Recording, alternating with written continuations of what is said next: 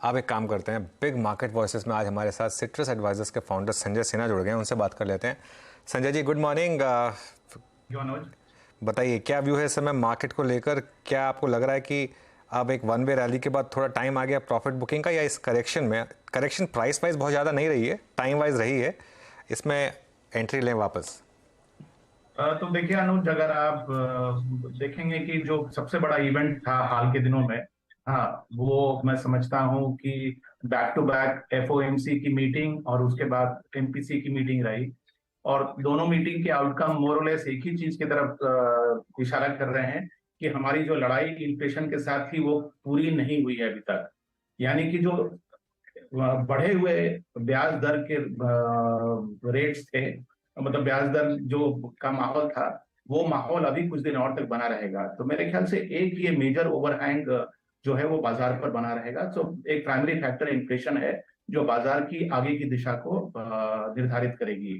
दूसरा इवेंट जो कि मैं इक्वली महत्वपूर्ण समझता हूँ वो ये था कि जो पहली क्वार्टरली के रिजल्ट आए, हाँ, वो अब पूरे हो गए। अब हमारे सामने पूरा क्वार्टर का लेखा जोखा है।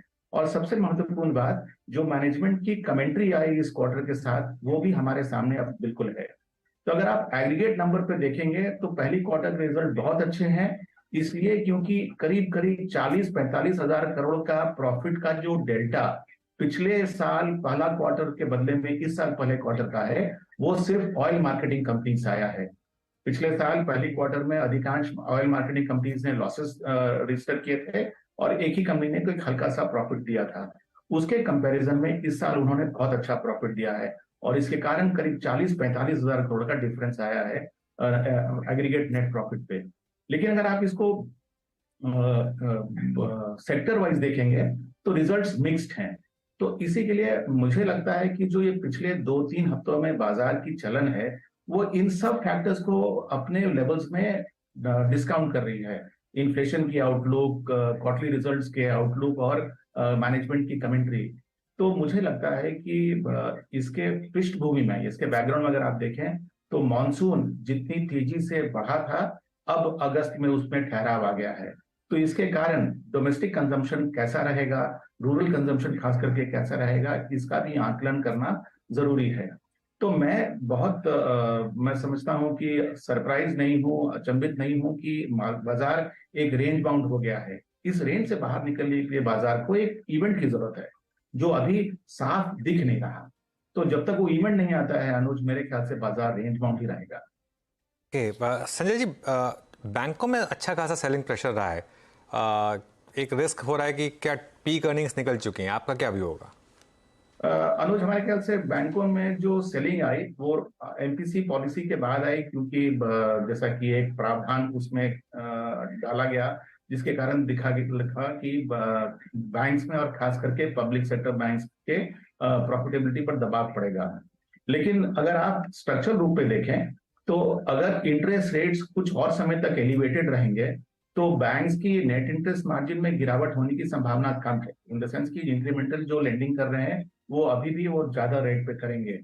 और नेट इंटरेस्ट इनकम, जो कि net interest margin multiplied by the credit growth है, वो तो बहुत स्ट्रांग है। तो जब तक क्रेडिट ग्रोथ में कोई ठहराव नहीं आता, मुझे नहीं लगता है कि बैंक की प्रॉफिटेबिलिटी पर अभी भी कोई असर पड़ने वाला है। तो मुझे लगता है कि जैसा इस तिमाही में रिजल्ट बैंकिंग सेक्टर ने सरप्राइज किया है, अगले क्वार्टर में भी बैंकिंग सेक्टर के रिजल्ट्स अच्छे ही होंगे। अच्छा संजय जी, कुछ स्पेस जिन्होंने बहुत अच्छा पैसा बना के दिया, जैसे डिफेंस, जैसे रेलवे स्टॉक्स, आईवीआरसीएल को देखिए, आरवीएनएल माफ कीजिएगा, आईआरएफसी बहुत स्ट्रांग मूव। उसके बाद थोड़ा सा अगर आप देखिए तो अब न्यूज़ फ्लो की सरकार ओएफएस के जरिए अपना यहाँ पे स्टिक ऑफलोड करेगी। क्या रेलवे स्टॉक्स में थोड़े से प्रॉफिट्स को कैश में कन्वर्ट करना चाहिए या फिर थोड़े से ज़्यादा सब्सटेंशियल प्रॉफिट्स को बुक करना चाहिए रेलवे स्टॉक्स में?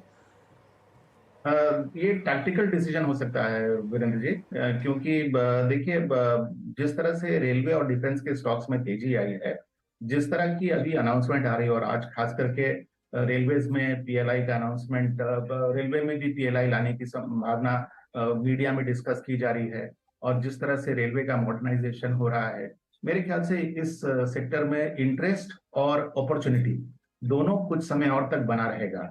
लेकिन साथ ही साथ मैं ये भी आगाह कर दूं कि ये दोनों सेक्टर जो हैं इनके ऊपर एक पॉलिटिकल रिस्क भी है, क्योंकि अब हम कुछ महीनों में 2024 की इलेक्शंस की तैयारी करेंगे और जिस तरह की अटकलें बनेंगी उस पर भी काफी हद तक इन दोनों सेक्टर्स के स्टॉक का आउटलुक बना रहेगा, क्योंकि लोग हो सकता है ये मानकर चलें कि अगर सरकार पूरी बहुमत नहीं लेके आएगी या उसके जीतने की संभावना पर अगर मान लीजिए कि कुछ डाउट्स पैदा होंगे, जो कि नेचुरल है कि इलेक्शन के पहले होंगे, तो उस समय इन स्टॉक्स पर हमको लगता है कि थोड़ा दबाव बनेगा कि लोगों को ये लगेगा कि जो कंटिन्यूटी है पॉलिसी की ऑर्डर्स अवॉर्ड करने के लिए, उसमें कुछ डिसरप्शन हो सकता है अगर सरकार बदले।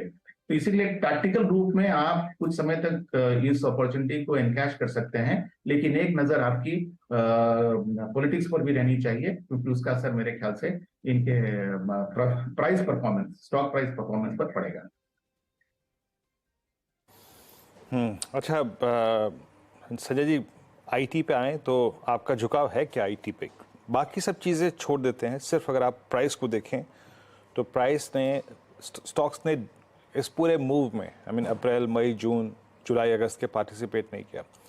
सीधे सीधे comparing the risk reward ratio और जो इन्फोसिस ने अपनी गाइडेंस को कट किया उसके बाद के डिप ने, क्या आपके रिस्क रिवॉर्ड रेशो को in comparison to other stocks, other sectors ज़्यादा बेहतरीन कर दिया है? आप इस तर्क से सहमत हैं?